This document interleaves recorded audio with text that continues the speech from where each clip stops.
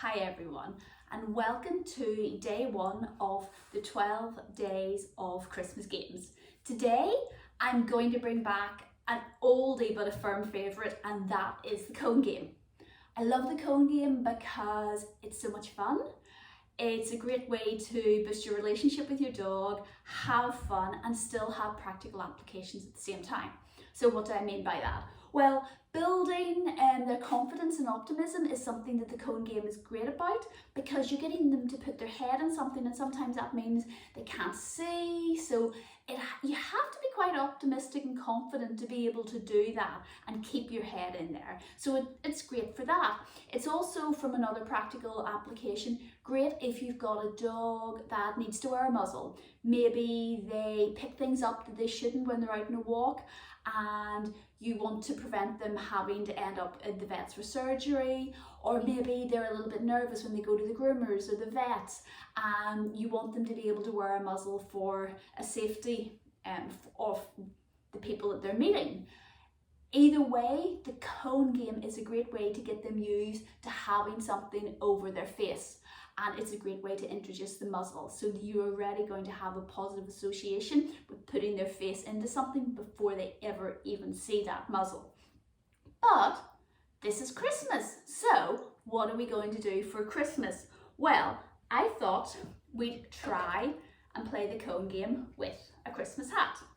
Our dogs are going to see lots of these over the next few weeks, and for sure more nervous dogs may be a little bit wary, especially people wearing them, because it changes how you look and it changes your outline, and that can make them just a little bit more nervous. So introducing them to hats in a fun way like the cone game is a great way to start before you then start putting it in your head. Now, for lots of dogs, they're not going to worry about seeing a person in a Santa hat, and that's fabulous. But anyway, it's just fun to do this. I might have a bit of a struggle with Miss Danny, because we've been playing lots of retrieve type games and picking things up and holding things.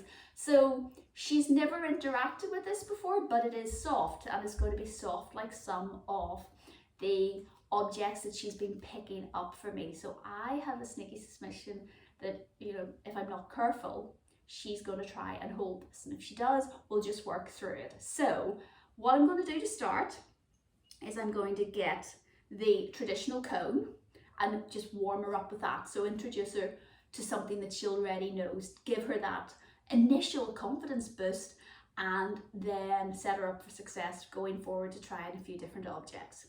These are great. Yes! See, she loves it already. These are great as well if you have a more nervous dog, because yes, you can actually feed them through the side when, yes, they put their nose in. Yes, good girl. Yes. Yes, now you'll see with Miss Danny here, she's not even taking her head out. Yes, and I'll feed her out for that one. We'll move on and try something a little bit tricky. We'll try a bucket. Yes, and she's going to have her head come out for this one, because yes, she is, yes, there's no hole in it, so that's a little bit harder, but you can still see she's good at that.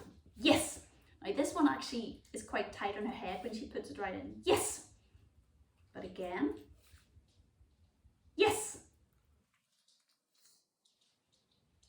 yes, good girl. Yes, good girl. And you can see we're getting quite a bit of duration there, and she's quite happy for something to be touching her around her head, which is another great way to get your dog used to maybe being touched around their face. So then you can start and look at actually doing exams of their teeth and looking at their eyes, but it initially gets them used to their face being touched without you touching them, so it's their choice to actually have that touch their face. So that's another great way for playing the cone game and the benefits of it. So now is going to be the interesting one. I'm going to present this to Danny now.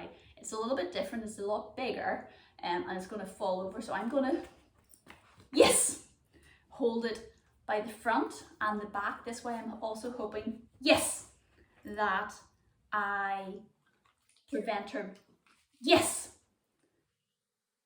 actually holding it. Yes, because if I presented it like this, I'm pretty sure she would bite up there. I'll actually see if she'll do this just as a, yes. No, she's not. She's going to be brilliant now because we set her up for success by holding it, yes, like that. So, yes. Good girl. Let's see. Let's see, we go in the group. Yes. And she'll get excited by this. And now you see, she got a little bit excited and wants to hold it. Yes. Let's put her head back into that one, which was awesome. But as she gets more excited, she's also more likely to put this in her mouth. Yes. Super girl. Super girl. I'm back on there. So that was Danny playing the cone game with a Santa hat. This one says 98% nice, which I think she totally was.